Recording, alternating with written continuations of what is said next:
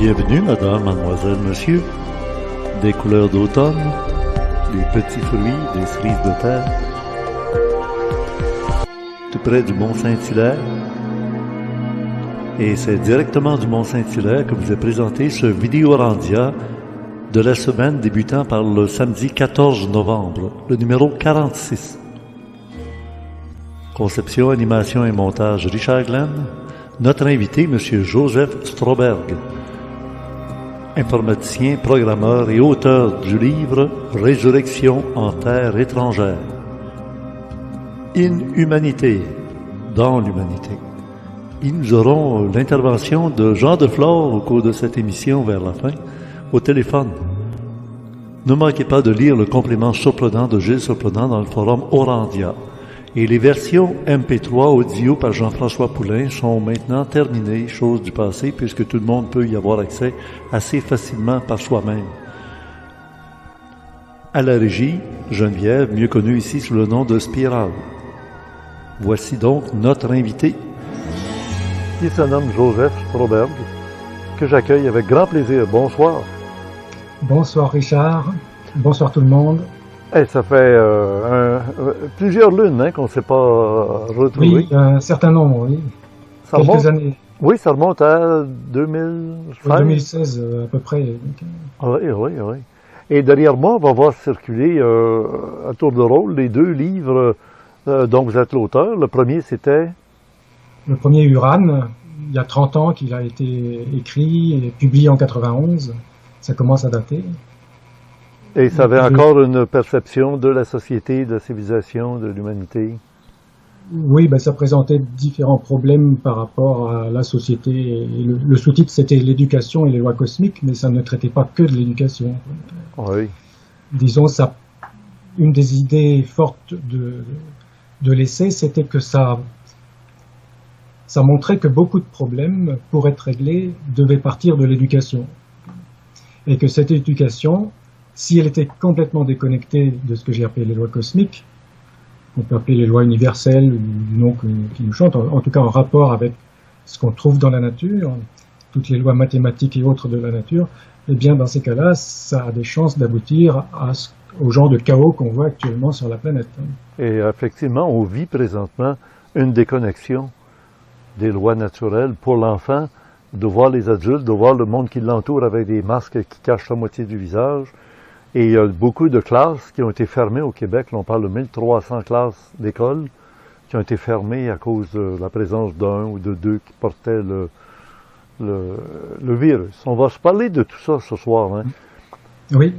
Et même l'idée du virus et de d'autres aspects qu'on pourrait aborder de cette notion qu'on a d'une pandémie. On n'est pas là pour remettre en question et chercher des coupables. On est là pour dire, il y a peut-être d'autres points de vue qu'on pourrait avoir sur les événements actuels, hein, c'est ça. Oui, tout à fait. Et pour revenir au livre, alors donc Uran, et le plus récent, celui qui vient de paraître, je pense. Oui, qui vient de paraître il y a quelques jours.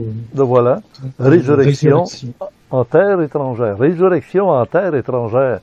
Hey, c'est encore prophétique parce que si l'humanité s'en sort, on pourrait dire que ce sera une résurrection d'une humanité moribonde actuellement. Et en terre étrangère, est-ce que c'est sur une autre planète ou c'est sur la même terre, transformée de nouveaux cieux et une nouvelle terre? Là, pour le héros, c'est vraiment une nouvelle planète. Ah oui, hein? Mais ce qu'on va vivre nous, ça pourrait être un renouveau complet de la planète après. On voit tout de suite une possibilité d'êtres qui vivent sur d'autres planètes, donc extraterrestres. Êtes-vous ouvert à parler de tous ces sujets-là ce soir? Oui, sans problème, oui.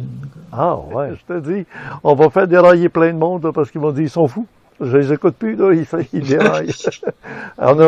On a fait que commencer. Mais il faut être prêt à entendre des choses pour que la réalité ne nous renverse pas, ne nous scandalise pas. Si on a déjà entendu des folies se dire, à un moment donné, on va se dire, tiens, finalement, là, j'étais déjà au courant de ça, puis... Oui, pour aller dans ce sens-là, ça me fait penser qu'il y a une trentaine d'années, quand j'évoquais dans ma famille ou dans mon entourage la forte probabilité, d'après mon ressenti, que dans les prochaines années ou décennies, l'humanité soit obligée de subir un implant sous forme de puce électronique, on me prenait pour un fou, ou pour un marginal. Et sans compter que j'ai un comportement social un peu spécial, puisqu'il se trouve que j'ai été diagnostiqué officieusement Asperger, pas dans le sens Feynman, mais dans le sens de l'individu qui a un certain potentiel mental, tout en n'ayant pas de déficience majeure au niveau émotionnel, sauf que pour ceux qui sont comme moi, et j'en ai rencontré dernièrement, encore aujourd'hui par Skype, une poignée, disons, eh bien, on ne vit pas les émotions de la même manière. On n'est pas capable de discerner toutes les nuances émotionnelles des individus parce qu'on fonctionne beaucoup plus sur le plan mental, et donc tous les codes qui sont faciles à interpréter, notamment d'aspect du visage et de non-verbal de la position du corps et autres, ça nous parle très peu parce qu'on ne fonctionne pas à ce niveau-là. Donc on est beaucoup plus à capter, enfin en tout cas en ce qui me concerne, capter l'individu au niveau du mental, de sa façon de fonctionner mentalement, intuitivement. Et c'est à ces niveaux-là que personnellement je tends à capter les gens. On dit que les Asperger, c'est des individus tout à fait idéaux pour l'informatique. Oui, ben justement, et comme par hasard, je travaille en informatique. Il n'y a pas de hasard, justement. Oui, voilà. Et vous êtes autonome, c'est-à-dire vous n'avez pas de patron. Vous êtes votre propre patron, vous êtes prêt à être au service de quelqu'un pendant le temps d'en arriver à une solution d'un problème informatique, tout ça. Mais après ça, là, si ça ne fait pas l'affaire, merci, bonjour, il est rendu ailleurs. Oui, bah de toute façon, quand on essaie, j'ai à plusieurs reprises essayé de travailler dans des entreprises, mais le propre des Asperger, quel que soit le type entre les deux que j'ai mentionnés, de toute façon, en moyenne, on tient 2 ans dans un emploi. Donc, soit on se fait virer, soit on part de nous-mêmes parce que ça ne nous convient pas. J'ai pas échappé à la règle à ce niveau-là. Ah bon. Oui, donc ça fait que le CV, ben, il a fallu que je résume pour arriver à le faire tenir en 2 pages. Parce que, alors, comme les expériences sont très nombreuses. Vous en avez écrit un il y a 30 ans, vous venez d'en écrire un nouveau. Est-ce que, d'abord, il était déjà en train d'être écrit ou il était déjà tout écrit avant que le COVID arrive? Oui, ça fait un moment qu'il est écrit, que je cherchais à trouver un éditeur qui aurait le courage de le publier. Et puis j'en ai trouvé un récemment, et ça n'a pas traîné avec lui d'ailleurs. J'ai proposé il y a peut-être maximum 2 mois au comité de lecture, et un mois et quelques après, ça a été accepté, et puis en 1 semaine c'était réglé, il était déjà publié. Donc, bon, alors la résurrection sur un monde étranger, là, je ne le vois pas, là. Bon, c'est ça, en terre étrangère. Ça nous amène sur quelle piste? Par rapport à quoi? Ben justement, c'est ce que je veux savoir.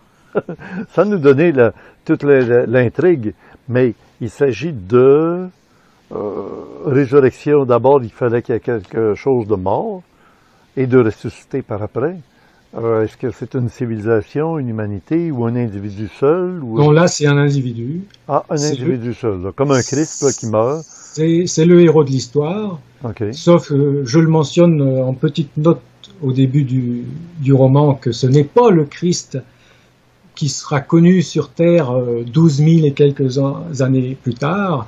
Il s'agit d'un autre être, et puis c'est donc le héros qui vient d'une planète qui s'appelle Vijna, et qui fait partie d'une délégation d'une 50aine d'aliens par rapport à cette planète barbare qu'ils vont visiter, une planète arriérée, et pour faire une espèce d'échange commercial avec les locaux, les autochtones. Ce faisant, ils arrivent dans une place forte d'architecture un peu spéciale, un peu le genre de choses qu'on voit au Machu Picchu, au Pérou, les pierres assemblées au cordeau. Et ils se font massacrer, là. Absolument tous, alors qu'on pourrait dire ils sont d'une technologie supérieure, etc. Ben oui. Ils sont complètement pris au dépourvu, ils se font tous massacrer. Bon, pourquoi résurrection? Parce qu'il y en a un seul qui ressuscite là-dedans, parce qu'il fait partie, lui seul, de la planète Vijna, qui a une très haute technologie, et qu'il a un cristal au niveau du cœur qui lui permet de régénérer ses tissus morts, quand on peut être blessé, etc. Donc il avait reçu une lance au niveau du cœur. Une fois que la lance a été retirée, le cristal s'est mis en fonction et il a ressuscité. Mais le problème, c'est qu'il se retrouve tout seul, son vaisseau a disparu, et il doit donc tout réapprendre, le langage, etc., sur cette nouvelle planète. Il doit s'adapter sur une planète qui fonctionne beaucoup plus émotionnellement que sa planète d'origine qui, elle, était mentale. On pourrait dire que c'était une planète d'Asperger, mais bon... Ah oui, ok. Mais c'est pas un reptilien, là, hein, il faut pas confondre, là. Non, c'est pas du tout un reptilien, c'est un être qui a une apparence, on pourrait dire, un peu humaine de maintenant, Okay. mais plus harmonieuse, beaucoup plus régulière, les traits beaucoup plus fins, quoi. Donc, moins de rides. Pardon? Moins de rides? Pas du tout de rides. Oui, c'est ça. Et vraiment comme si c'était passé au Photoshop, quoi. Enfin, je le dis pas dans ces termes, mais en gros, c'est l'idée que, par ma description brève que je veux donner, je sais pas si j'aboutis à ce niveau-là, mais c'est comme ça que je l'ai envisagé au moment où je l'ai créé, quoi. Donc, est-ce qu'il serait comme certains extraterrestres se sont montrés à des humains justement sans aucune ligne dans les... Ça, j'ai pas mis de description à ce niveau-là, donc on peut tout imaginer là. Donc, oui. Et donc parce que ce qui comptait, c'était surtout après ce qu'il allait faire, quoi. Donc je me suis pas attardé sur la description physique du personnage, y compris des autres délégués, surtout qu'en plus ils ont adopté une technologie de camouflage, enfin une ou plusieurs technologies selon leur espèce, pour apparaître sous les traits des barbares, parce qu'il fallait qu'ils puissent faire leur affaire sans passant inaperçu, quoi. Donc, oh, wow! Est-ce qu'il a réussi à se créer une petite communauté avec des êtres barbares, mais qui étaient prêts à recevoir son énergie, son message, sa façon d'être? Non, là, puisque après dans la suite, lui, de toute façon, il apparaît sous son apparence normale, puisque lui, c'était le seul à avoir une apparence humanoïde comme sur la planète visitée, puisqu'il était issu du même système solaire, contrairement aux autres qui sont issus d'autres systèmes solaires. Et donc, par ce fait-là, apparemment, il y a une proximité génétique. Là, on pourrait développer, en tout cas, c'est l'idée qu'on pourrait trouver pour justifier le fait qu'il ressemblait finalement assez aux barbares locaux. Et donc par conséquent, il n'a pas besoin de se camoufler, et puis il ne pourrait plus, parce il est mort, il est ressuscité, ok, mais il a perdu toute technologie, toute affaire. Il a plus, oui. Monsieur. Et donc par contre, il s'adapte en côtoyant une prêtresse locale qui vient le trouver à un moment donné par un biais un peu spécial, par voyage astral, on peut dire. Donc c'est comme ça qu'elle le repère, grâce à une de ses élèves à elle, qui l'a vu à distance lors d'une méditation. Mm-hmm. Et donc, il y a beaucoup de choses qui se passent. Le roman est quand même dense. Il fait 260 pages, je crois, en version écrite. Mais il y a tellement d'actions et il y a même des retournements de situation que pour le décrire pleinement, il faudrait y passer quelques heures, quoi, peut-être. On dit souvent qu'il y a deux réalités intellectuelles dans notre monde. C'est le monde scientifique, la démarche pragmatique, terre à terre, on touche la réalité, et l'autre qui est plus philosophique, poétique, mystique. Dans un, pour la science, c'est de répondre au comment les choses fonctionnent, et l'autre, c'est le pourquoi. Alors, dans votre livre, si on demande pourquoi vous avez écrit ce livre, ou alors comment ce livre est... Alors, allons-y dans le pourquoi. Pourquoi? Bien, dans le pourquoi, pour espérer amener les lecteurs à développer leur potentiel, on pourrait dire, humain, un peu davantage, s'ouvrir à beaucoup de réalités possibles, s'ouvrir l'esprit et sortir des narrow-minded, là, sortir des esprits étroits et des œillères. On pourrait dire que c'est un stimulant d'ouverture, quoi. Après, enfin, c'était un peu mon objectif, voilà. Donc, est-ce que c'est parce que vous pressentez qu'il est nécessaire d'ouvrir son esprit plutôt que la vision tunnel selon sa religion, selon, j'allais même dire, sa science, parce qu'on s'aperçoit aujourd'hui, justement, devant l'adversité de la chimie, la biochimie, la physique quantique. Dans 2 semaines, je reçois une dame qui nous parle de physique quantique. Là, on va être complètement les 2 pieds dans un univers incroyablement matériel qui est à la fois très spirituel, la physique quantique. Oui, enfin, c'est plutôt la récupération qu'ont fait les gens de la physique quantique qui veulent la rendre spirituelle. En réalité, c'est à la base quand même une science matérialiste. Même si elle est un peu spéciale et que les mécaniciens quantistes sont les premiers à finalement ne pas savoir trop comment interpréter ce qu'ils voient. Il y a d'ailleurs plusieurs écoles d'interprétation et celle qui fait le buzz, on peut dire, parmi les ésotéristes et compagnie, c'est l'école de Copenhague, parce que celle-là, elle prétend que l'observateur influence l'objet de son observation, mais tout simplement, mon point de vue de scientifique, puisque j'ai fait des études en sciences, jusqu'à 5 années d'université, et notamment de la mécanique quantique, c'est donc, en fin de compte, c'est parce qu'ils ont une mauvaise approche interprétative, on va dire qui c'est ce mec-là, pour oser s'opposer à des grands scientifiques. Mais, écoute, c'est juste mon point de vue, je peux me tromper, c'est juste mon point de vue sur la chose, et c'est pas parce que je serais même le seul à avoir ce point de vue qu'il serait pour autant plus erroné que les autres. Galilée, c'était le seul à un moment donné à penser que la Terre donc tournait sur elle-même, ce genre de choses. Ou Giordano Bruno, c'est pareil, il s'est fait donc d'ailleurs brûler à cause de sa vision unique à l'époque. C'est pas pour autant qu'ils avaient tort. On a montré maintenant qu'ils avaient raison. Alors je dis pas que ce sera mon cas. Peut-être j'aurai complètement tort, c'est pas grave. Mais je veux dire, qu'est-ce qui empêche quelqu'un, que ce soit moi, que ce soit un autre, d'exprimer un point de vue, même s'il est unique, pour l'instant.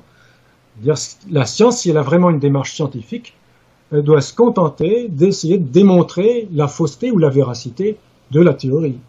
Et pour ça, elle fait de l'observation et des expériences, si possible répétitives. Et un des propres d'une bonne théorie, c'est d'être prédictif. Donc, c'est de pouvoir prédire les résultats d'expérience en fonction de la théorie. Et de ce point de vue-là, la mécanique quantique est en partie prédictive, mais ils sont embêtés pour interpréter plusieurs sortes d'expériences. Et notamment parce que, suivant les conditions d'expérience, l'onde particule qu'est la lumière se comporte tantôt en onde, tantôt en particule, et ils ont l'air de dire que c'est à cause de l'observateur que ça change. Non, je dis tout simplement, c'est la condition d'expérience qui fait que tantôt ça va apparaître sous forme d'onde parce que la condition d'expérience est différente, et tantôt sous forme de... Et donc la projection, on peut dire, parce que peut-être que la lumière, je dévie un peu, peut-être que la lumière est finalement pas du tout un objet en 3 dimensions, ou même en 4 dimensions en prenant le temps, c'est peut-être un objet multidimensionnel, et que le simple fait de faire une expérience de mécanique quantique projette cette particule juste en 3 dimensions, tout simplement. Et donc telle expérience va projeter suivant une direction particulière. Donc pour faire une comparaison, imaginons un cylindre, si on le projette suivant son axe, ça donne un cercle, si on le projette suivant le côté, ça donne un rectangle. C'est un peu ce que j'envisage pour expliquer pourquoi la lumière, onde, particule se comporte différemment suivant l'expérience, parce qu'en fait, ça serait une projection différente à chaque fois, tout simplement. Alors pourquoi maintenant, dans notre société, sommes-nous, j'allais dire, victimes de cette tentative de prise de contrôle presque totale et d'asservissement si nécessaire? Si nécessaire, on ne dit pas qu'on va devenir tous des esclaves. On dit juste qu'on va être au service d'eux, sans être nécessairement fouettés, esclaves, etc. On n'aura qu'à se prêter au jeu. Et si on se prête au jeu, on ne souffrira pas. Si on va d'après les nouveaux dictats et les nouvelles façons d'être, c'est ça, les vieux qui ne voulaient pas évoluer parce qu'ils étaient encore arrêtés à leur valeur acquise et on n'avait pas besoin de ça dans le temps, mais ils utilisent quand même la télévision et j'en connais des gens qui disent être proches de la nature et qui quand même ont besoin d'un skidoo, puis ils s'en servent des carabines, alors qu'à l'époque, ben, ils étaient des arcs et des flèches, puis ils circulaient avec des raquettes, puis ils marchaient. Et aujourd'hui, ils ne retourneraient pas à cette époque de l'âge primaire. Mais il y a quand même une réalité aujourd'hui, avec tout ce qu'on a développé en sciences modernes, ça nous amènera dans une société totalement différente dans 2 mois. Dans 2 mois, on va comprendre que maintenant, on est rentré dans un nouveau monde. Alors, on n'a pas le choix. Mais c'est ce que ces élites veulent, c'est nous rentrer dans un monde où nous serions hyper contrôlés. On a une idée de ce qui nous attend avec la Chine.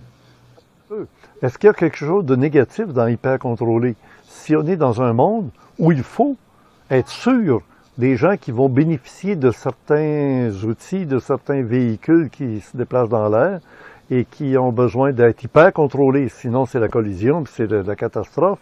Au-dessus de nos têtes, ça veut dire même si tu restes en bas, tu peux recevoir le morceau sur la tête. Alors là, vraiment, là, j'essaie de jouer l'avocat du diable, là, ou de ceux qui veulent dominer sur l'humanité, mais ils veulent dominer, ils veulent diriger. Ça prend un chef à un orchestre qui va se mettre à jouer. Et là, on est rendu à l'époque des 7 trompettes. Il n'y aura pas que des trompettes qui vont faire du bruit tantôt. Et il va falloir qu'il y ait une harmonie à travers toute cette cacophonie qu'on connaît maintenant. Alors... Oui, le problème, c'est que il y a on pourrait dire deux écoles d'entités. Il y a les êtres qui jouent exclusivement sur la conscience, qui font évoluer les choses et les civilisations uniquement sur la base de la conscience, de la stimulation de la conscience. Et puis il y a ceux qui le font de manière coercitive, comme maintenant, en agissant sur la forme pour espérer aller plus vite. Alors c'est sûr qu'en agissant directement sur le plan physique, ils peuvent avoir des résultats plus rapides en apparence. Le problème, c'est que ça génère beaucoup plus de souffrance. Mais plus vite, on est dans une période où tout va de plus en plus vite. Oui, mais rendez-vous à Dubaï. Vous allez voir où ils en sont rendus à Dubaï. C'est strictement alors qu'ils ont encore des véhicules avec des moteurs à explosion. Il y a des moteurs électriques qui commencent à apparaître un peu partout. Il commence à avoir des taxis aériens. La police circule dans des drones pour surveiller la circulation. Il y a des choses qui se produisent même à Pékin, qu'on aille en Chine. Vous allez voir les trains à très très haute vitesse qui sont extrêmement rapides. Ils vont faire un transcontinental sur l'Asie, du Pacifique à la Méditerranée. Oui, c'est sûr. C'est parce que c'est l'approche de ces entités qui sont en fait une approche essentiellement matérialiste et donc qui est concentrée sur la matière, sur la forme, sur le mental, l'émotionnel et le physique, mais généralement déconnecté des plans de l'âme ou de l'esprit, etc. Et en tout cas, ça stimule pas ça chez l'être humain, sauf sur ceux qui sont au bord de ça. Mais les autres, ça les étouffe davantage, ça les fait souffrir beaucoup. Et donc ça accélère les choses sur le niveau de l'évolution de la forme, effectivement, la vitesse d'évolution donc des technologies, etc. Mais ça déconnecte l'être de sa nature profonde, sauf ceux qui sont déjà sur le bord d'être justement du bord spirituel ou du bord intuitif, etc. Et ça sépare l'humanité en deux.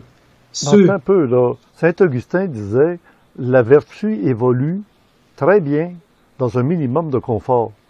Et plus tu augmentes le confort, plus la vertu peut évoluer. C'est sûr que tu peux descendre aussi dans la paresse, dans je sais pas moi, s'évader dans des drogues, etc. Non, on parle pas de ça, on parle des êtres conscients, des êtres adaptés avec l'évolution et du plus en plus de contrôle sur la matière pour au bénéfice de l'être humain qui, grâce à son intelligence et à sa conscience, va atteindre de nouveaux horizons sans perdre d'énergie et de temps à essayer de résoudre des problèmes de chaud et de froid. Là. Oui, mais à condition, bon, comme disait c'est Rabelais, je crois, science sans conscience n'est que ruine de l'âme, à condition de toujours garder le lien vers le haut, ce que ne font pas la plupart des scientifiques et des technocrates, on pourrait dire, actuels, qui au contraire ne jurent que par la matière et rejettent toute idée de religion, de spiritualité et j'en passe. Donc, c'est ce qui fait qu'il y en a autant qui favorisent justement l'asservissement complet de l'humanité actuellement, parce qu'ils sont coupés. Les nouvelles notions d'éthique ou même de prétendue morale moderne pour dépasser soi-disant celle de la religion, mais en réalité, ils en ont créé un nouveau comportement religieux qui est centré sur la science et la technologie cette fois-ci. La nouvelle religion mondiale qu'attendent les religions, la religion de l'Antéchrist, j'ai développé un petit article là-dessus, c'est finalement la science-technologie. C'est celle-là, c'est tout le comportement de la plupart des êtres vis-à-vis de la science et de la technologie, à commencer par les médias, les journalistes, c'est un comportement religieux. On ne remet pas en question les dogmes, les croyances de la science-technologie. Ça, c'est capable de tout résoudre. Ça remplace Dieu, l'homme remplace Dieu, mais donc il se prend pour Dieu et il joue aux apprentis sorciers. Et puis plus il fait ça, plus ça amène le chaos, plus ça amène la souffrance. On le voit tout autour de nous. Est-ce que c'est normal de voir des quantités d'êtres, des millions, milliards d'êtres humains maintenant avec des masques, à être distanciés socialement, à être confinés chez eux et à avoir peur en permanence de mourir? C'est la première fois dans l'humanité où on voit un truc comme ça déjà, mais qu'on le voit à l'échelle en plus planétaire. Attends, il y a une époque où on avait peur d'Attila, le fléau de Dieu, parce que c'était pas le...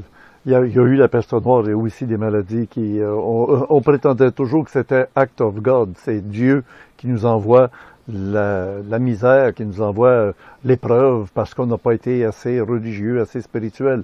Et là, on retombe dans le même pattern. On dit, on a perdu les liens de la spiritualité, on est tombé dans la matière, ben on va payer pour... Écoute un peu, là, il arrive un moment donné où il faut qu'on apprenne quelque chose de l'histoire. On sait que l'histoire enseigne à l'humain qu'il n'apprend rien de l'histoire. Bon, mais quand même, moi je me dis, Joseph, on est dans un grand moment là où tu parlais des fonctionnaires ou des gens qui s'occupent là, de la bureaucratie, là, les bureaucrates, là, les technocrates, là. Ben oui, mais eux autres aussi, il faut qu'ils évoluent. Eux autres aussi, il faut que ça change. Là. Quand une auto de police t'attend au coin de la rue dans l'ombre pour voir si tu arrêtes et immobilises ton véhicule, sinon il te donne un ticket. Tu n'as pas fait ton arrêt. Tu n'as pas arrêté, immobilisé. Alors, c'est plus logique. Là. On est dans un monde où tu dis à la police, avez-vous une caméra pour montrer l'événement? Si vous voulez qu'on aille en cours, on va aller montrer le vidéo que vous avez pris de mon auto qui a complètement ralenti et accéléré après que j'ai pu avoir le temps de regarder tout autour, qu'à 10 heures le soir, il n'y avait absolument personne au coin de la rue et je n'ai pas pris de risque d'écraser quelqu'un. Tout ça va être un paradigme nouveau et les gens ont peur. Et on revient avec, on va faire peur au monde d'un virus qui va nous atteindre et puis tout ça. C'est comme ça que le monde change. C'est comme ça que le monde va évoluer. C'est en passant par-dessus la peur qu'à un moment donné, ils disent hey, on avait peur de ça. Ça se peut-tu? On avait peur d'une télévision en couleur qu'elle nous donne le cancer. On a peur de la 5G que ça va être pour contrôler des nanoparticules qu'on va nous mettre dans le vaccin. Non, il ne s'agit pas d'avoir peur. Il s'agit juste de reconnaître les faits en tant que tels et ce qu'ils amènent. Et il y a différentes, comme je l'évoquais tantôt, il y a deux approches fondamentales dans l'évolution. Il y a l'approche qu'on pourrait dire plus lente de passer par la stimulation de la conscience seulement, et il y a l'approche coercitive qu'on connaît maintenant, qui peut aller plus vite sur certains plans, mais qui va faire beaucoup de dégâts. Donc c'est bien simple pour ces êtres-là là, que j'évoquais, reptiliens et compagnie, c'est ce qu'on appelle donc la fin justifie les moyens. C'est-à-dire, tout leur est bon pour arriver à leurs objectifs, y compris les pires atrocités. Donc c'est comme ça qu'ils raisonnent. Le confort c'est très bien, etc. Allons-y, la manipulation c'est très bien, parce que comme ça on va arriver à quelque chose de mieux à la fin. Mais c'est pas certain que ce sera tellement mieux que ça. Parce que ce qu'on voit en fait avec cette technologie, c'est qu'on évolue vers un univers de plus en plus bétonné, de plus en plus coupé de la nature, et finalement avec des jeunes qui naissent, qui savent plus ce que c'est une vache, qui savent plus d'où vient le lait. Si on leur dit que le chocolat au lait c'est fait par les vaches, ils vont le croire. Dire, ça devient grave, quoi. Bon, on est complètement déconnecté de la nature. Ça, attention, là. Là, on exagère parce que justement, l'enfant d'aujourd'hui, il sait très bien d'où vient le lait et il sait très bien que le chocolat au lait, le chocolat brun, il vient pas d'une vache brune. Non. Non, mais ça, c'est ceux qu'on garde en ignorance. Et c'est ceux qui seront à côté, marginaux. C'est justement là où arrive la décantation. C'est drôle de parler de décantation quand on sait que c'est le terme utilisé dans Le meilleur des mondes d'Aldous Huxley, où on décantait les enfants, on ne faisait pas naître des enfants, on les décantait. C'est-à-dire qu'on amenait dans leur génétique le bagage, le bouquet qui permettait à un épanouissement assez extraordinaire de l'être qui va naître avec des propriétés supérieures à l'être qui l'avait engendré, qui l'avait produit et qui va être décanté. Et on n'avait pas encore le contrôle des robots, des ordinateurs et des androïdes, des mi-humains, mi-machines, mais il arrive qu'un jour, on va être capable d'avoir une espèce humaine. Quand les êtres arrivent en véhicule qui ont dépassé la vitesse de la lumière, qui font un bang au moment où une lumière qui éclate, et tu t'aperçois que ces êtres-là sont pacifiques, sont harmonieux. Et sont quoi, pardon, j'ai pas... sont harmonieux, okay. Physiquement, psychologiquement, réalisent qu'ils sont dans un monde primitif ici, et qui veulent bien faire passer un message d'amour. La première chose qui arrive, on les crucifie. Les cagots. Tu te souviens de l'histoire des cagots en France, là? Des êtres qui sont tombés du ciel, là. On ne sait pas pourquoi, là. Ils arrivaient de quelque part dans le ciel. Et ils sont descendus. On les a fait rapidement prisonniers. C'était facile, il n'y avait pas d'armes. Ils ne se battaient pas. C'était des êtres qui étaient simples, qui étaient pacifiques. Et on les a crucifiés sur des planches, puis on les mettait sur la rivière en disant... Puis finalement, ils périssaient dans la rivière, ils se noyaient. Il y a quelque chose que j'ai de la misère à comprendre dans notre monde actuel. Pour arriver à un nouveau monde, il faut être prêt à réaliser le nouveau monde. Tu ne peux pas réaliser le nouveau monde avec la pensée d'autrefois. Tu ne vas que répéter les expériences passées et tu vas agir avec les moyens du passé. Il faut ouvrir l'esprit, la conscience avec des outils nouveaux et avec une technologie, aussi bien qu'une philosophie, une psychologie qui est nouvelle. On a connu Bernard de Montréal qui nous parlait de la psychologie évolutionnaire. Joseph, avez-vous écouté Bernard de Montréal déjà? Oui, j'ai déjà vu quelques vidéos, écouté quelques cassettes de lui, lu quelques passages de ces deux livres. La doctrine secrète d'Elena Blavatsky, ça vous dit quelque chose? Non, ça par contre, j'ai jamais lu. Non? Bon, Rudolf Steiner qui nous annonce qu'on s'en va vers une civilisation jupitérienne. Oui, ben là, je ne sais pas ce qu'il entend par là. J'ai lu aussi quelques extraits de ses ouvrages, tout au plus. Oui. Et également certains d'Alice Bailey, mais... Odyssée de l'espace 2001 de Arthur C. Clarke. Même chose. Comment tu dis? Non, c'est Arthur C. Clarke. Arthur C. Clarke qui a écrit, oui, c'est vrai. Kubrick, c'est le film. Mais c'est ça, Odyssée de l'espace 2010, c'est Jupiter. Et il y a quelque chose de prenant dans tout ça, dans cette forme de conscience évolutionnaire. Et le plus grand danger, c'est de vouloir amener tout le monde dans cette nouvelle réalisation. Oui, ben c'est justement ce que font ces élites. Elles veulent amener tout le monde sur le même plan de la même manière. Elles veulent uniformiser. Et c'est ça qui est pas... Pas vrai, non. Ils veulent pas. Ah ben écoute, on est prêt pour échanger. Parce que Oui, ça, c'est la perception que les gens ont actuellement de se faire enlever des droits, de se faire limiter dans des actions, de se faire obliger à faire des choses. Mais si tu es évolué, tu flottes à travers tout ça merveilleusement Oui, bien. non, mais le problème, c'est que il n'y a que ceux que tu appelles évolués, dans ce cas-là, qui vont s'en sortir, et tout le reste va être sacrifié. Mais c'est vrai que ces êtres, ils sont pas à ça près. Ils peuvent sacrifier justement 7 milliards d'êtres humains pour en garder 500 millions. Alors si on veut aller dans cette optique, c'est sûr qu'on va dire, ils font du beau travail. Ça, non, le moyen qu'ils utilisent présentement, si c'est par la pandémie, éliminer beaucoup de monde rapidement par les virus et les maladies, c'est niaiseux. Ils n'avaient qu'à attendre 75 ans. Je suis certain qu'à peu près dans 75 ans, tous les humains qui vivent présentement ne seront plus là, de manière naturelle, en vieillissant, en tombant malade, en ayant ci ou ça. Mais le problème, c'est qu'ils sont capables maintenant d'avoir une société où les gens ne tomberont plus malades. Et pire que ça, on leur promet même d'avoir la capacité de pouvoir se régénérer cellulairement avec, on connaît maintenant les techniques pour pouvoir permettre aux cellules de se reproduire et ça va continuer. Le coronavirus, parlons-en 2 secondes, mon cher ami Joseph m'avait envoyé un lien très précis sur quelque chose qui nous éduquerait sur une autre piste qu'un virus, hein? Oui, voilà, la théorie des exosomes, et qui est une Alors, théorie... répétez le mot lentement, là, exosome. Exosome. Je ne sais pas si c'est la prononciation adéquate, mais si on le prononce à la française, c'est ce qu'on aurait tendance à prononcer. Oui. Exo, ça veut dire de l'extérieur. Exo, oui, donc exosome, donc en gros, c'est sorti de nos cellules.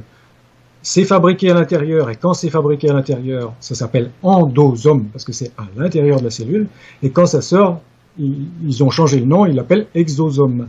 Expulsé. Ces endosomes, exosomes, ont été observés par 3 prix Nobel de médecine, qui ont eu le prix Nobel d'ailleurs pour leur découverte, conjointement, parce qu'ils travaillaient séparément sur le même secteur, donc ils ont eu, je ne sais pas quelle année, il n'y a pas si longtemps que ça, le prix Nobel de médecine pour ça. Et donc ils ont découvert que les cellules humaines agressées par des différentes formes de poisons, de toxines, émettaient des endosomes qui devenaient des exosomes pour aller notamment, ils pensent que ça sert à avertir les autres cellules du danger et donc ils se retrouvaient dans d'autres cellules. Et donc en l'occurrence, après ils les ont observés aussi au microscope électronique, et puis finalement l'apparence c'est typiquement la même que celle du Covid-19, du virus de la grippe et d'autres virus. C'est la même composition, c'est-à-dire un bout d'ARN ou d'ADN, parfois plusieurs, enfermés dans une enveloppe lipidique qu'ils appellent ça, donc fait de lipides, donc de corps gras, et avec des bras. C'est ces bras-là qui leur permettent de pratiquer les ouvertures dans l'enveloppe cellulaire et d'en sortir. C'est typiquement la même chose, ça ressemble comme un frère à n'importe quel virus qui ont aussi des enveloppes. Parce qu'après, il parle aussi de protovirus ou je sais pas quoi qui n'auraient pas d'enveloppe. Ouais. Mais donc voilà, donc dans cette théorie, en la poussant donc un peu plus, il y a le docteur allemand Stefan Lanka qui en est venu à considérer qu'en fait, c'était pas les virus qui étaient responsables des maladies, donc de maladies virales, mais qu'en fait les virus étaient la conséquence d'agressions par d'autres moyens du corps et donc des cellules. Alors, il dit il y a 2 causes fondamentales pour lesquelles ça peut se produire, pour lesquelles on peut tomber malade finalement au niveau cellulaire. C'est la déficience, donc la cellule qui n'est pas suffisamment alimentée, donc par exemple parce qu'elle n'a pas assez de nutriments, donc de vitamine C par exemple, ou de protéines, etc. Ça, c'est la première approche. De soleil, d'oxygène, voilà, d'exercice. Tout ce qui est nécessaire à sa vie. Oui, donc, c'est la déficience, la première cause. Et la deuxième cause, c'est l'intoxication. Donc, c'est qui peut venir de nous-mêmes par les émotions négatives, par le stress, par la colère, parce que ça génère des produits qui sont finalement toxiques pour les cellules. même si ça peut à faible dose être bénéfique comme tout, hein, on a des choses qui sont bénéfiques à faible dose et quand on en prend trop, ça devient toxique. Même l'eau, 9 litres d'eau, vous pouvez mourir. Et donc, l'intoxication, qui peut être donc par des toxines, par, donc je disais, les émotions négatives, le stress, et également ce qu'on a découvert dans les dernières années, mais qu'on connaissait d'une certaine manière depuis la Deuxième Guerre mondiale, c'est également les ondes électromagnétiques de type radar ou de type ondes pulsées. Et quand on combine les deux, des fréquences radar et des ondes pulsées, c'est encore pire. Parce que la pulsation, c'est comme un coup de marteau que reçoit la cellule et à intervalles très rapprochés en plus. Parce que quand on arrive aux fréquences de gigahertz, que sont maintenant les ondes donc de 5G, ben c'est comme plusieurs milliards de fois par seconde que ça va faire un effet au niveau de la cellule. Parce que ça a à peu près l'échelle compatible. Ils ont démontré également que même si l'onde, a priori, s'arrête au niveau de la peau quand elle n'a pas un pouvoir pénétrant, ce qui se passe, c'est que avec l'effet de pulsation rythmique répétée très proche, ça se comporte, on a des parties du corps, notamment au niveau des glandes sudoripares, qui se comportent comme des antennes qui fait pénétrer l'onde encore plus dans le corps. Et donc de proche en proche, c'est capable de nous affecter complètement. Parce que tout est électromagnétique dans nos cellules. Hein. Tout repose sur l'électricité, le magnétisme, en fin de compte, même les cellules du cerveau. Il y a de ça partout des échanges d'ions, par exemple d'ions calcium, et donc tous les nerfs, c'est des échanges d'ions comme ça qui propagent l'influx nerveux. Et donc il suffit d'un champ électromagnétique adéquat ou d'un champ magnétique ou d'un champ électrique, parce que les trois finalement interagissent, pour pouvoir avec les bonnes fréquences ou la bonne configuration interagir avec des cycles fondamentaux des cellules. Et donc c'est vrai avec la 4G, avec la 2G, la 3G et particulièrement avec la 5G encore pire. Et donc ça peut, comme ça empoisonne les cellules de différentes manières, ça empêche par exemple le cycle d'énergie, enfin pour alimenter la cellule en énergie qu'on appelle le cycle de Krebs, ça l'empêche de fonctionner. Ça a été démontré au Québec par le professeur Paul Héroux. Paul Héroux, voilà. Et donc, il a démontré en expérience de laboratoire répétitive que jusqu'à 20% du glucose s'accumulait dans le cerveau quand il était soumis à des ondes cellulaires. Et donc 20% d'accumulation, ça veut dire que la cellule ne s'alimente plus, ne fabrique plus ce qu'on appelle l'ATP, l'adénosine triphosphate, qui lui est nécessaire pour avoir sa source d'énergie. Et donc, elle a une déficience. Et quand on ajoute les toxines qui viennent d'autres effets aussi de ces ondes, déficience plus toxines au niveau des cellules, il ne faut pas s'étonner que les gens attrapent après des exosomes qui sont fabriqués par leurs cellules, qui sont l'apparence de Covid-19 ou de tout ce qu'on veut d'autre, de virus de la grippe. Et pourquoi en hiver il y en a plus? Parce qu'en hiver, le corps il subit une agression supplémentaire, c'est le froid. Donc là, tout simplement. Alors, cette théorie des exosomes, pour en revenir à ça, quand on l'envisage sous cet angle, elle explique 9 points sur 9 des phénomènes qu'on a constatés à propos des épidémies ou des pandémies, alors que la théorie virale n'en explique que 5 sur 9. Et pour les 4 autres, elle a des lacunes.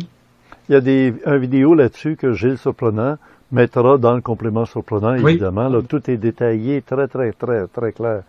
Alors, on comprend que c'est sûr qu'actuellement, dans notre monde, on se rend compte qu'on est victime des deux problèmes majeurs, c'est-à-dire les carences et l'intoxication. L'intoxication, que ça a commencé déjà il y a très longtemps par des produits chimiques introduits dans la nourriture, dans la pâte à dents avec le fluor, avec les chemtrails qui étaient répandus dans l'air quand ça tombe avec la pluie et tout le reste. Intoxication, veut pas, on est pris dedans. Intoxiqué aussi par les ondes dont tu viens de nous parler. Et puis il y a aussi la carence. Alors là, avec le masque, moins d'oxygène, c'est bien évident. Voilà, rester enfermé dans les maisons, pas d'accès au soleil directement sur la peau qui est nécessaire.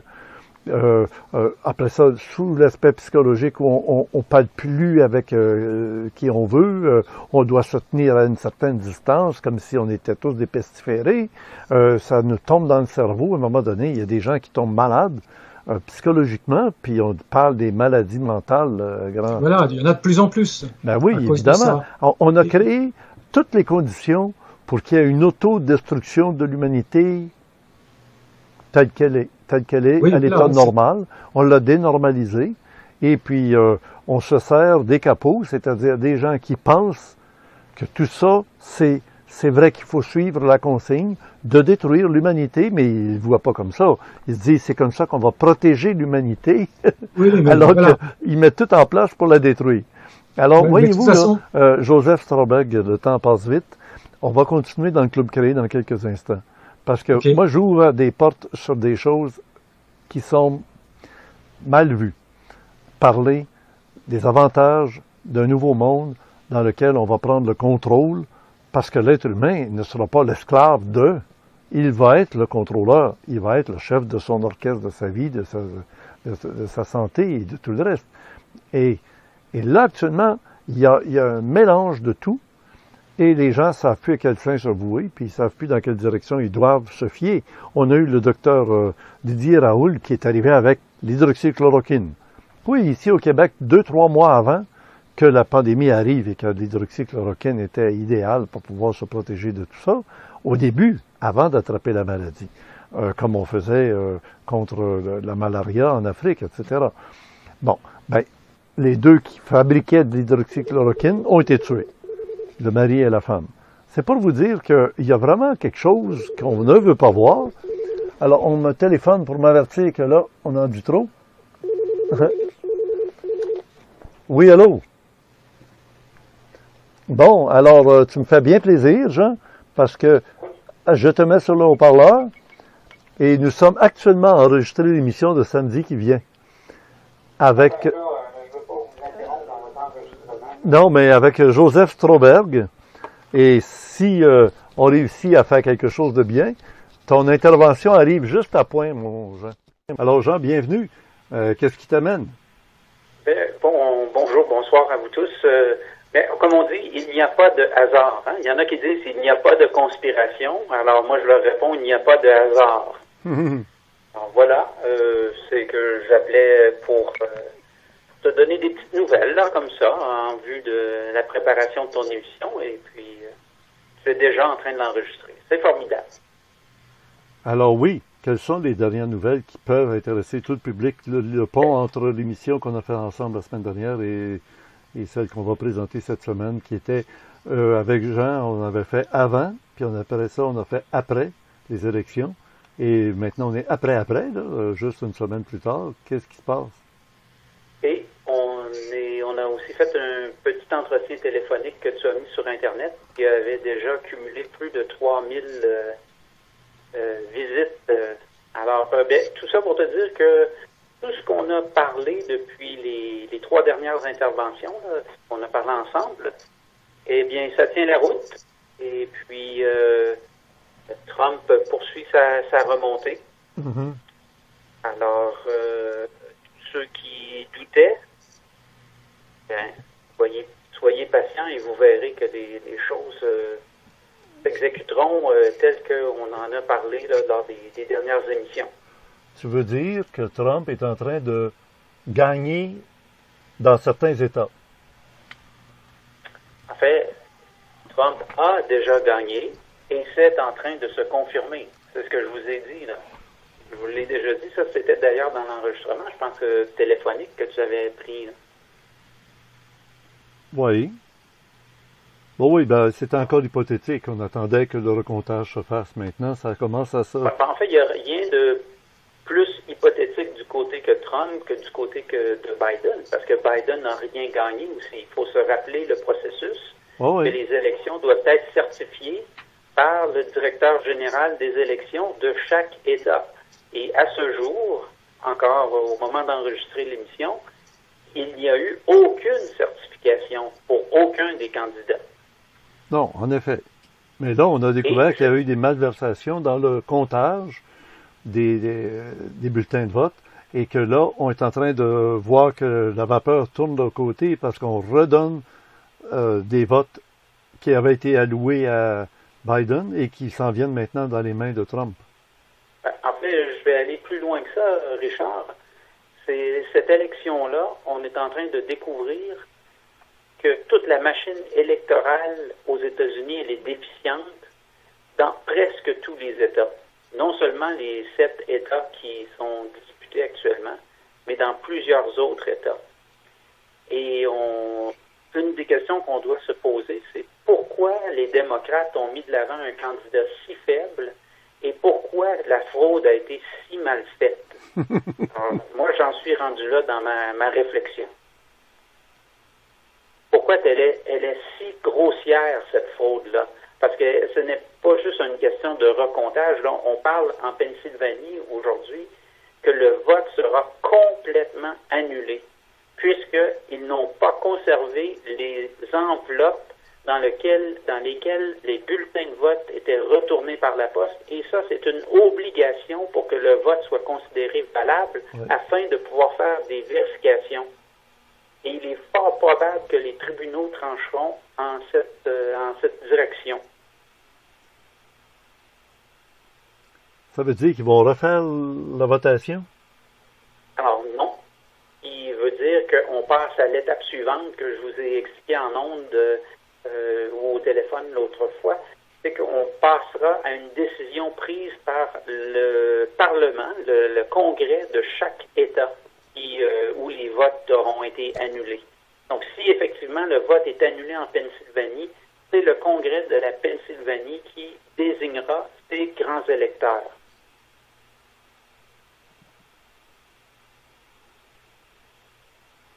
Souhaitons qu'ils vont être respectueux de l'opinion de la majorité de leurs concitoyens et non d'une arnaque pour, encore une fois, caler et faire disparaître Trump, car on nous dit ici au Québec que Trump, c'était la joie, le champagne a coulé à flot le soir où Biden a laissé entendre qu'il avait été nommé, c'est samedi soir dernier, là.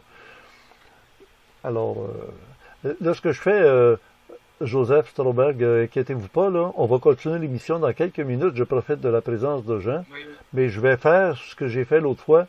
Je vais présenter ça sous forme de le téléphone avec Jean.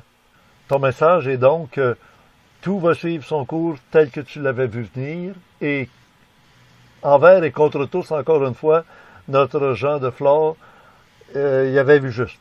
Et ça va se concrétiser. Dans combien de temps tu penses-tu que ça va être fait pour que le 20 janvier 2021, Trump conserve sa Maison-Blanche à laquelle il n'a pas enlevé une seule toile des murs, aucun bureau, aucun vêtement n'a quitté des tiroirs de la Maison-Blanche. Il est encore chez lui à la Maison-Blanche, là, ce fameux Donald Trump. Effectivement. Et puis, comme j'ai dit dans cette courte entrevue-là, on aura à se poser la question. Et alors, s'il y a eu une si grande fraude, si à cette étape-ci si évidente, et un candidat si faible présenté contre Donald Trump, qui avait avantage à faire ça? Et dans l'intérêt du qui, là, quels intérêts ont été servis par ça? Parce que c'est anormal tout ce qui s'est passé dans cette élection-là. OK, on va laisser répondre Joseph Stroberg. Oui, je disais, il y a deux possibilités que je vois pour ça, qui ne s'excluent pas nécessairement l'une de l'autre d'ailleurs.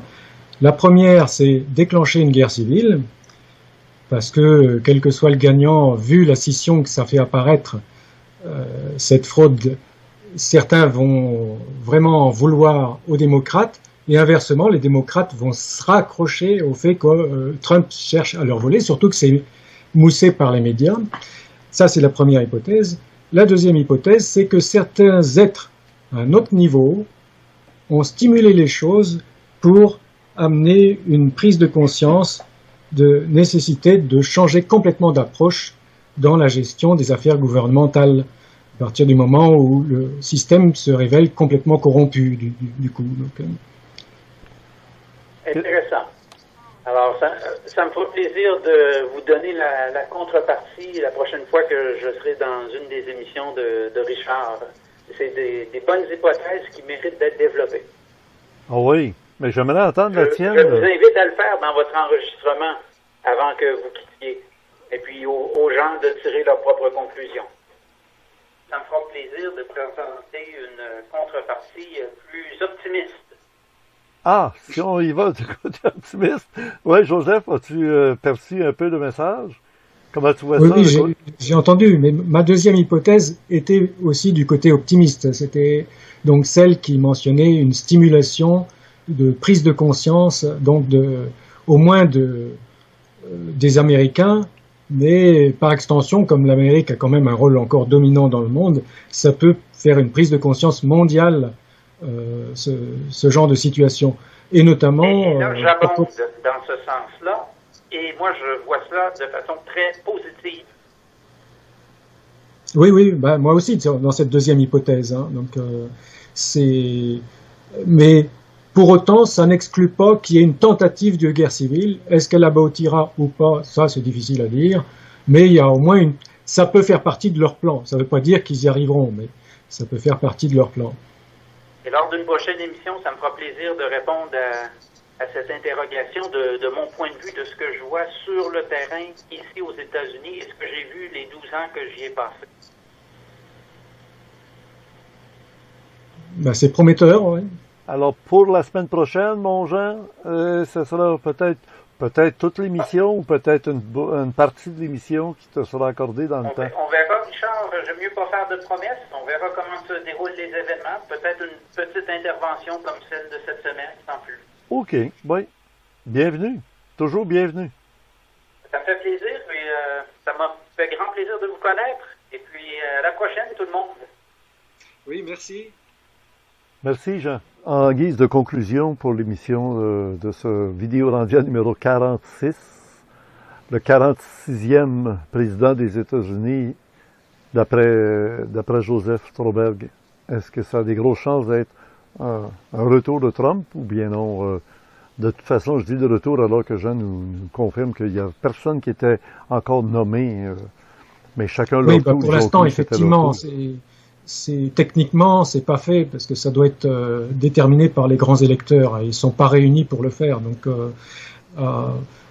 j'ai plutôt l'impression que c'est Trump qui va en définitive rester contre la volonté d'une certaine clique du nouvel ordre mondial. Et auquel cas, ça donne des chances. Auquel cas, ça donne des chances à ceux qui luttent contre ce nouvel ordre mondial. À ce propos, j'ai émis l'hypothèse aussi dans un article que Trump et Poutine pouvaient être les fameux deux témoins de l'Apocalypse. Je ne sais pas si tu connais, tu as entendu parler de ces deux témoins. Oui, wow, c'est gros ça, monsieur. Pourquoi? Parce que ces deux témoins ont dit qu'ils ont le pouvoir de cracher le feu du ciel sur la terre contre leurs ennemis. Effectivement, c'est les deux plus grandes puissances nucléaires. Donc, je veux dire, c'est quand même eux qui peuvent appuyer sur le... Et contre le dragon, c'est... Le dragon, c'est à la fois la Chine et puis également Satan, les reptiliens. Donc, voilà. Et donc, comme ils luttent tous les deux à leur manière contre ce nouvel ordre mondial, qu'on peut dire que quelque part, comme la prophétie l'indique de l'Apocalypse, que ces deux témoins sont tués à un moment donné, on peut dire que Trump a été tué symboliquement.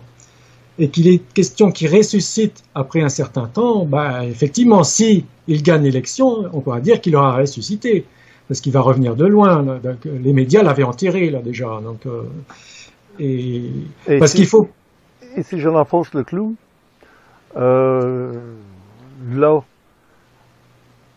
ceux qui ont mis en place la pandémie avec un coronavirus vont arriver avec une version encore pire que tout ce qu'on pouvait imaginer et très rapidement parce qu'ils ont encore peut-être le temps d'agir avec encore de l'aide qui leur vient Oui, c'est possible aussi, oui. Alors là, d'ici le mois de février, on va avoir un rehaussement de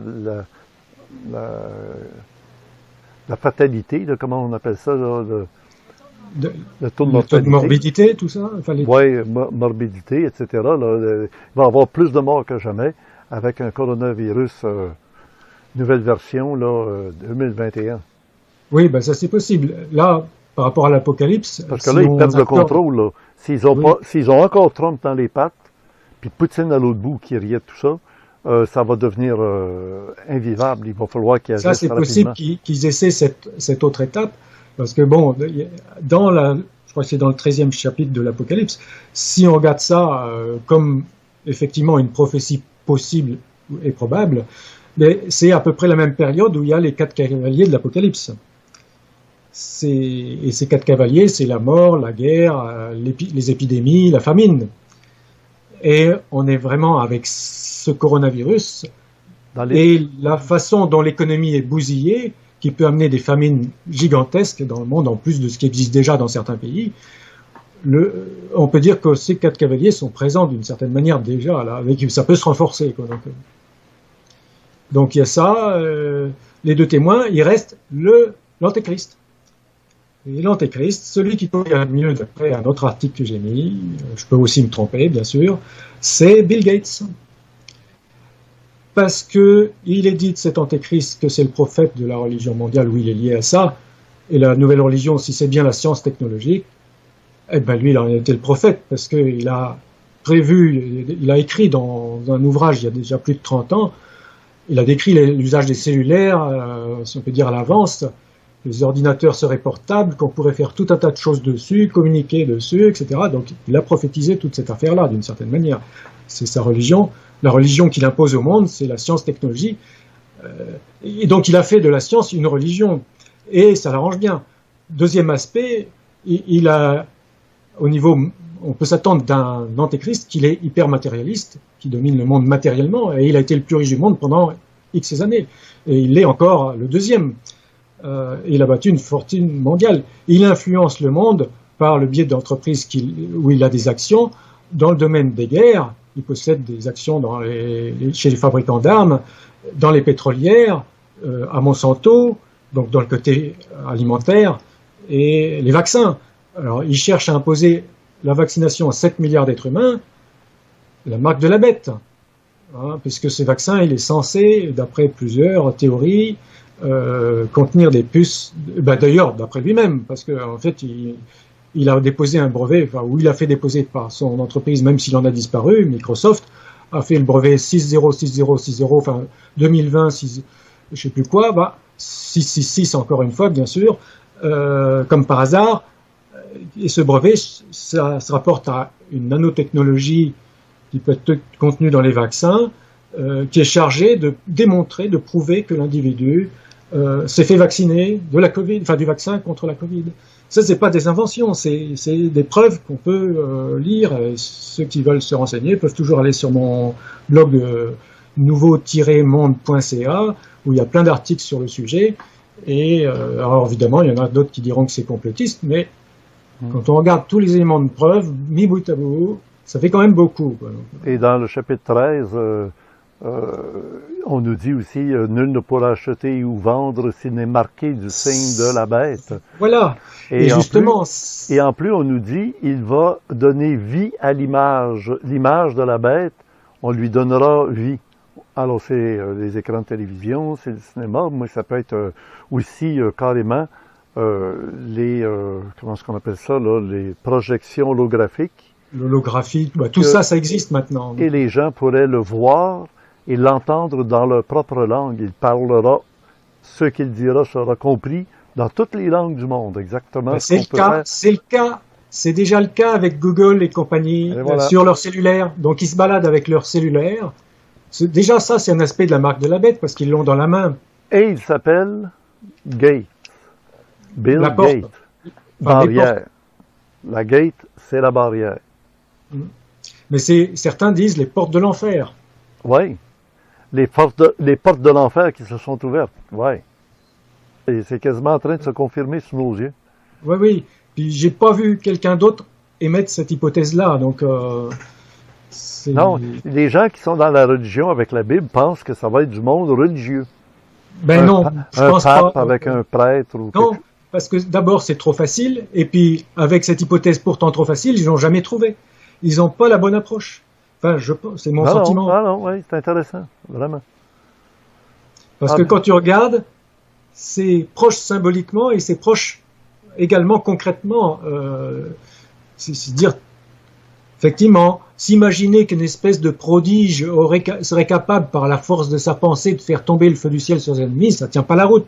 Personne qui a été capable de ça. Mais quelqu'un qui a le pouvoir nucléaire, comme Poutine et Trump, justement, les plus grandes puissances à ce niveau-là, ben, écoute, ça tient la route, ça. Ouais. Puis ils sont organisés en orbite, en plus. Ça va descendre du ciel. Et surtout que j'ai pas mentionné, mais ça, ils pourraient le voir sur mon blog, dans les arguments, c'est qu'également, ce sont deux croyants qui sont pro-vie et qui témoignent de leur foi. Oui. Donc, c'est des témoins de ce point de vue-là. Donc, je veux dire, ça tient beaucoup la route, cette hypothèse. Oui, en effet. Oui. Qu'est-ce que je te dis? Bon, ben, merci beaucoup. Timing is everything. Pareillement, et puis à la prochaine, alors. Oui. Oui, c'est sûr. Ben, on va se parler, on va se garder en contact, là. Merveilleux. C'était le temps. Merci beaucoup. Bye. Salut. Alors, à Geneviève maintenant, de lancer le générique, comme à l'habitude. Merci tout le monde.